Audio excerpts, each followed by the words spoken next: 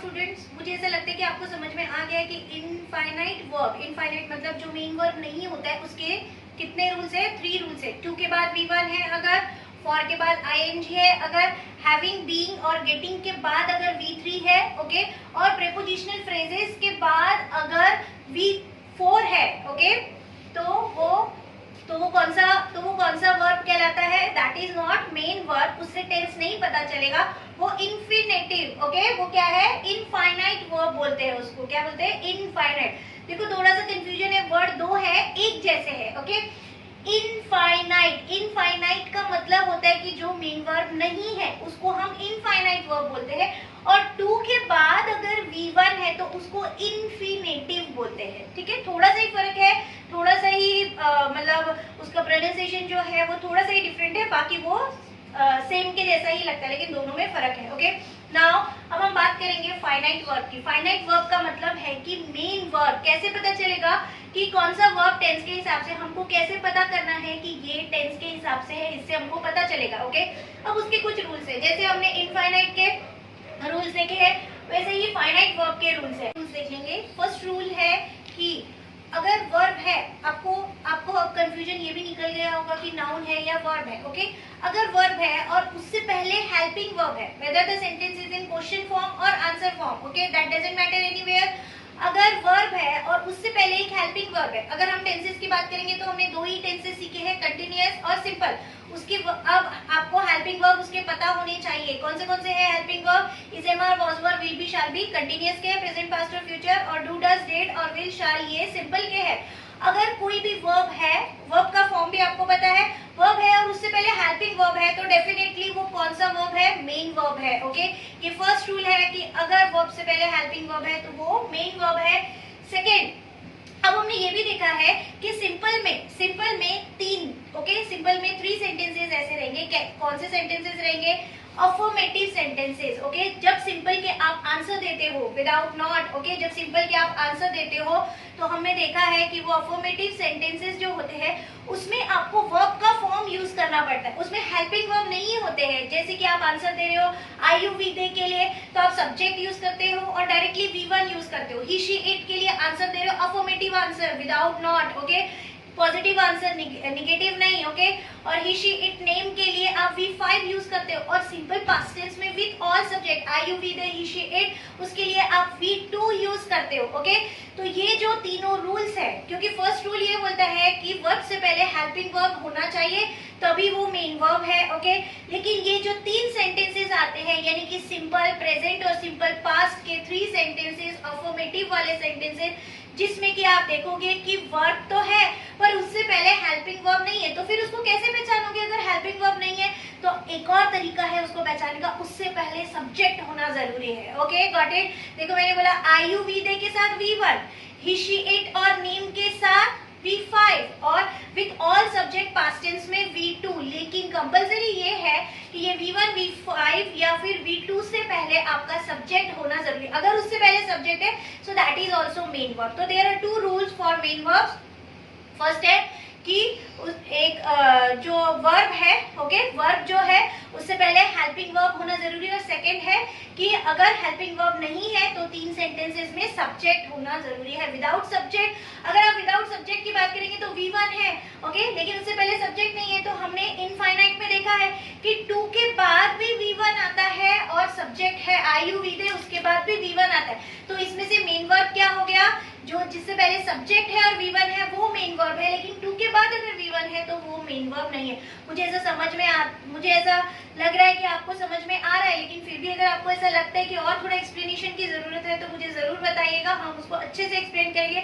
लेकिन आप ये समझ लो कि आपको टेंसेस समझने के लिए आपको रीडिंग, जब आप अनसीन पैसेज की रीडिंग करते हो या कोई भी सेंटेंस की रीडिंग करते हो तो आपके सामने मैक्सिमम टाइम्स वर्ब आते हैं, और कुछ वर्ब्स उसमें से मेन वर्ब होते हैं और कुछ वर्ब्स उसमें से मेन वर्ब नहीं होते हैं।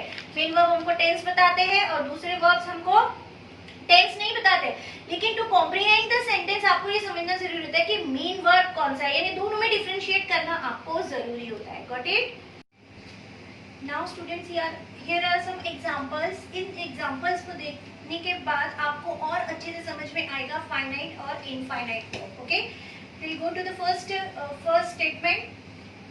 फर्स्ट क्वेश्चन लिखा है यहाँ पर, हम बात कर रहे हैं कि हमको कैसे पता चलेगा, हमने आज जो टॉपिक लिया है वो ये है कि हमको कैसे पता करना है कि whether the verb is finite verb और infinite verb, फिर उसके इफेक्ट्स अलग अलग आते हैं। ओके, अभी देखेंगे फर्स्ट है sentence, does your mom let you do what you want to do. Okay, does your mom let you do what you want to do, क्या तुम्हारी मम्मी तुम्हें वो करने देना चाहती है जो तुम चाहते हो। ठीक है, क्या तुम्हारी मम्मी तुम्हें वो करने देती है जो तुम करना चाहते हो। नाउ ओके, हमने इसमें वर्ब के नीचे अंडरलाइन करेंगे, पहले देखेंगे। एक है लेट, ओके, लेट है वर्ब, एक है वांट, एक है डू। ओके, ये इस तरह से इसके नीचे हमने अंडरलाइन किया। अब हमको समझना है कि ये whether they are main verbs और द इनफाइनाइट वर्ब्स। ओके, पहले वर्ब की बात करेंगे लेट। ओके, रूल क्या है कि अगर वो मेन वर्ब है तो उससे पहले हेल्पिंग वर्ब चाहिए। ठीक है, तो लेट से पहले हेल्पिंग वर्ब है क्या? Yes, does. डज ये वर्ब का ही हेल्पिंग वर्ब है डज, तो यस ये मेन वर्ब है। ओके, अब हम बात करेंगे डू। डू की बात करेंगे हम। ओके, तो डू क्या है यहाँ पे डू वर्ब है, यहाँ पे it is not helping verb, it is verb, तो डू है। अब और रूल क्या बोलता है, सेकेंड रूल है कि डू के अगर V1 में वर्ब है और उससे पहले अगर सब्जेक्ट है, लिसन सब्जेक्ट है यू, तो उससे पहले सब्जेक्ट है, दैट मींस कि ये भी मेन वर्ब है। ओके, अब यहाँ पे हम देखेंगे third verb. Okay, third verb है वांट, वांट है। ओके, उससे पहले सब्जेक्ट है यू, उससे पहले क्या सब्जेक्ट है यू, सो दैट मींस कि ये भी मेन वर्ब है। ओके, और यहाँ पे एक देखेंगे कि डू है, यहाँ पे डू लिखा है, लेकिन क्या उससे पहले हेल्पिंग वर्ब है? नहीं है। क्या उससे पहले सब्जेक्ट है? नहीं है। तो क्या है उससे पहले? टू है, तो टू क्या है? इन्फिनेटिव, हमने पढ़ा है two is infinitive, that means कि ये वाला डू जो है वो मेन वर्ब नहीं है, उसका टेंस से कुछ लेना देना नहीं है। ओके, तो देखेंगे इस तरह से इसमें हमको पता चला कि कौन सा मेन वर्ब है और कौन सा मेन वर्ब नहीं है, इन्फिनेटिव वर्ब है। See the answer, if my mom finds it good then only she lets me do what I want to do. Okay, if my mom finds it good, verb देखेंगे कितने हैं। okay, finds है, lets है, okay, do है और to do है। अब main verb कौन सा है वो समझने के लिए रूल्स, फिर से दो ही रूल्स है। अच्छा, ऐसा भी याद रख सकते हो कि मेन वर्ब जो नहीं है उसके बहुत सारे रूल्स अगर याद नहीं रहते तो सिर्फ मेन वर्ब के दो रूल याद रख सकते हो। दो रूल्स कौन से हैं? या तो उससे पहले हेल्पिंग वर्ब चाहिए या फिर सब्जेक्ट चाहिए। ओके, फाइंड्स की बात करेंगे, फाइंड्स V5 में है और उससे पहले है सब्जेक्ट, दैट मींस कि ये मेन वर्ब है। ओके, लेट्स V5 है और उससे पहले शी है, तो दैट मींस कि मेन वर्ब है। ओके, अब डू है, डू वर्ब है, डू क्या है? वर्ब है। ओके, और यहाँ पर भी टू डू है, लेकिन डू से पहले ना तो सब्जेक्ट है और ना ही हेल्पिंग वर्ब है, तो ये कौन सा वर्ब है? इनफाइनाइट, इसको इन्फिनेटिव भी बोलते हैं और इनफाइनाइट वर्ब है, यानी कि ये मेन वर्ब नहीं है।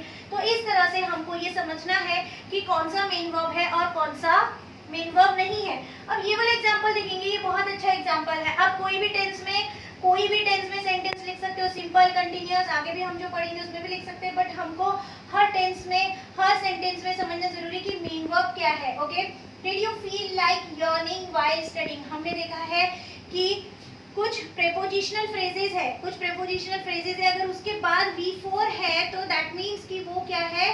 प्रेजेंट पार्टिसिपल है या फिर उसको जिरेंट बोलते हैं, बट वो मेन वर्ब नहीं होता है। अब यहाँ पे वर्ब देखेंगे। ओके, फील है, फील एक वर्ब है, लेकिन हमारे मेन वर्ब के दो रूल फिर से, या तो हेल्पिंग वर्ब होना चाहिए या सब्जेक्ट होना चाहिए। फील के पहले क्या है? डिड है, दैट मींस कि ये क्या है? मेन वर्ब है। ओके, अब यहाँ पे देखेंगे ing लगा है, यॉर्निंग का मतलब होता है उबासी लेने। क्या तुम्हारा मन करता है पढ़ाई करते वक्त उबासी लेने का? ओके, यॉर्निंग में ing लगा है, तो ing लगा है, दैट मींस कि कंटीन्यूअस है। क्या तो हो सकता था अगर उससे पहले कोई भी कंटीन्यूअस का हेल्पिंग वर्ब होता, is, am, are, was, were, will be, shall be, लेकिन उससे पहले तो कोई भी हेल्पिंग वर्ब नहीं है और ना ही सब्जेक्ट है, तो क्या है? उससे पहले लाइक है। लाइक भी एक प्रीपोजिशनल फ्रेज है। ओके, लाइक के बाद जब भी कोई वर्ब यूज होता है तो वो ing फॉर्म में यूज होता है, दैट मींस कि ये मेन वर्ब नहीं है, ये कौन सा है? इन्फिनेटिव है। कौन सा है? इन्फिनेटिव है। ओके, यहाँ पे वाइल हमने पढ़ा है, आपको मैंने उसमें लिखा के दिया, वाइल के बाद भी अगर ing लगा है तो वो मेन वर्ब नहीं है। ओके, बोल रहा है कि क्या तुम्हारा मन किया था पढ़ाई करते वक्त उबासी लेने का? आंसर दे रहे हैं। अब इसमें दो वर्ब है। ओके, तीन वर्ब है, फील वर्ब है, यॉर्निंग वर्ब है, स्टडीइंग वर्ब है, लेकिन हमको पता है कि सिर्फ फील ही मेन वर्ब है, यानी टेंस हमको किससे पता चल रहा है? फील से पता चल रहा है। कौन सा टेंस है ये? सिंपल पास्ट टेंस है,